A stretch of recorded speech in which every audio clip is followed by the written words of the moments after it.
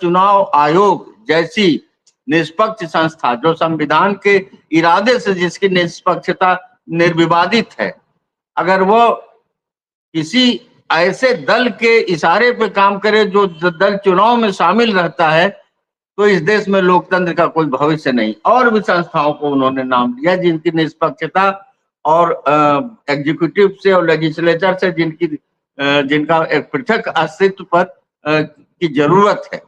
तो supreme court का बैठा हुआ जज जिसमें ईमानदारी है, जिसने कई सवाल बार बार उठाए, अपने कुर्सी पर बैठ के भी डिसेंटिंग जजमेंट दिया, जिन्होंने नोटबंदी पर और भी सवालों पर उन्होंने अपनी बात, जब एक जज को 76 जजों को सुपरसीड करके लाया गया, इसलिए उसको गुजरात से बिहार भेजा गया, बिहार से डायरेक्ट सुप्रीम कोर्ट, क्योंकि उन्होंने राहुल गांधी को सजा दिया था डिफेमेशन केस में, उसमें उन्होंने सवाल उठाया कि इतने सीनियर महिला जज हैं, सम्मानित जज हैं, उनको इग्नोर करके आप कैसे जूनियर जज को सुप्रीम कोर्ट में प्रमोट कर रहे हैं। और ये सार्वजनिक रूप से उसे व्यक्त किया था।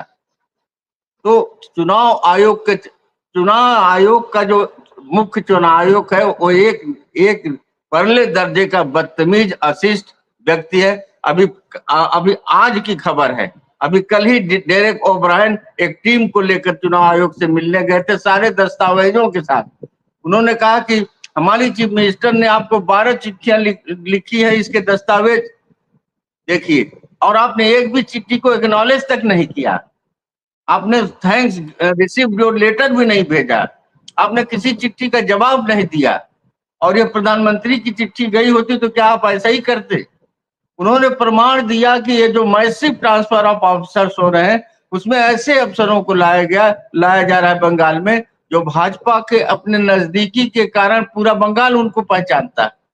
उन्होंने 6 ऐसे अफसरों का नाम की सूची दिया है जो सीधे सीधे भाजपा के संबंधों के कारण बहुत सारे विवादों में रहे बंगाल में।